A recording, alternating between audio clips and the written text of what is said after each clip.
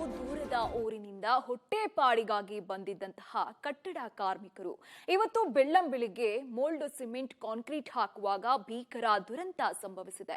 ಅಷ್ಟಕ್ಕೂ ಏನಾಯ್ತು ಅಂದ್ರ ಕುಸಿದ ನಿರ್ಮಾಣ ಹಂತದ ಖಾಸಗಿ ಶಾಲಾ ಕಟ್ಟಡ ಸೆಂಟ್ರಿಂಗ್ ಕುಸಿದು 2 ಸಾವು, 17 ಮಂದಿಗೆ ಗಾಯ. ಕಟ್ಟಡ ಮಾಲೀಕ ಸೇರಿ 7 ಮಂದಿ ವಿರುದ್ಧ ಎಫ್ಐಆರ್.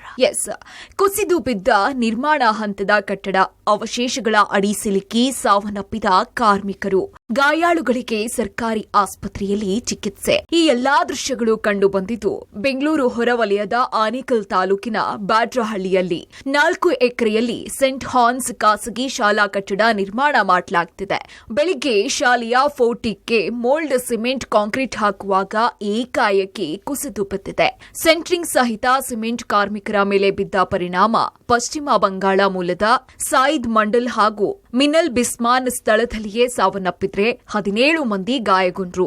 ಇದರಲ್ಲಿ 2ರ ಸ್ಥಿತಿ ಚಿಂತಾಜನಕವಾಗಿದ್ದು ವಿಕ್ಟೋರಿಯಾ ಆಸ್ಪತ್ರೆಯಲ್ಲಿ ಚಿಕಿತ್ಸೆ ಕೊಡಿಸಲಾಗುತ್ತಿದೆ. ಇನ್ನು ಸುರಕ್ಷತಾ ಕ್ರಮ ಕೈಗೊಳ್ಳದೇ ಇರುವುದು ಮೇಲ್ನೋಟಕ್ಕೆ ಕಂಡು ಬಂದಿದ್ದು ಸೆಂಟ್ರಿಂಗ್ಗೆ ಕಬ್ಬಿಣದ ರಾಡ್ ಬಳಸಿಲ್ಲ, ಕಬ್ಬಿಣದ ಸರಕುಗಳನ್ನು ಸೂಕ್ತವಾಗಿ ಜೋಡಿಸಿಲ್ಲ. ಹಾಗಾಗಿ ಸೆಂಟ್ರಿಂಗ್ ಕುಸಿದು ಅಮಾಯಕರ ಜೀವ ಬಲಿ ತೆಗೆದುಕೊಂಡಿದೆ.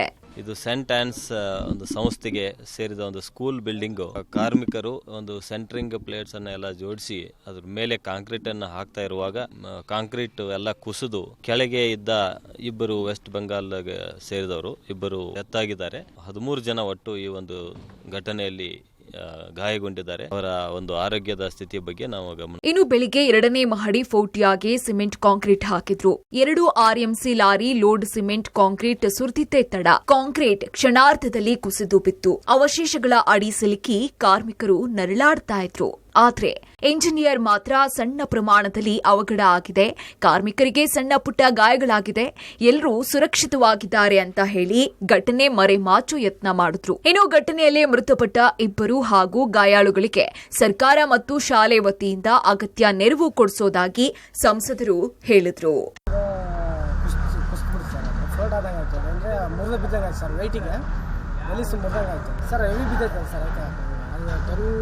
ಗೊತ್ತಾಗಲ್ಲ ಅವ್ರಿಗೆ ಅದೇ ಸರ್, ಒಬ್ರು ಕೈ ಮುರಿದೈತಿ, ಒಬ್ರಿಗೆ ತಲೆ ಹೊರ್ತೈತಿ, ಒಬ್ರು ಕಾಲು ಸೊಂಟ ಅವೆಲ್ಲ ಗಾಯ ಆಗಿದೆ ಸರ್.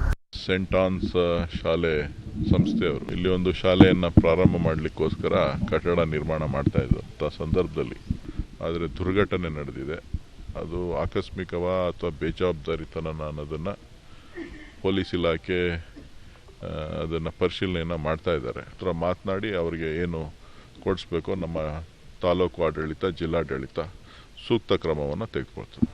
ಇನ್ನು ಅಮಾಯಕರ ಸಾವಿಗೆ ಕಾರಣರಾದಂತಹ ಕಟ್ಟಡದ ವಿನ್ಯಾಸಗಾರರಾದಂತಹ ಅಲ್ಮಾನ್ ಆರ್ಕಿಟೆಕ್ಟ್ ಕಂಪನಿ, ಪ್ರತಾಪ್ ಬಿಲ್ಡರ್ ಮತ್ತು ಡೆವಲಪರ್ಸ್ ಕಂಪನಿ, ಕಟ್ಟಡದ ಮ್ಯಾನೇಜರ್ ಬಸವರಾಜ್, ಸೈಟ್ ಇಂಜಿನಿಯರ್ ಆಗಿರುವಂತಹ ಮುಜಾಮಿಲ್, ಸೆಂಟ್ರಿಂಗ್ ಮೇಸ್ತ್ರಿ ರಾಜು, ಗಾರೆ ಮೇಸ್ತ್ರಿ ಕರಿಯಪ್ಪ ವರದ ಆನೇಕಲ್ ಪೊಲೀಸ್ ಠಾಣೆಯಲ್ಲಿ ಪ್ರಕರಣ ದಾಖಲಾಗಿದೆ.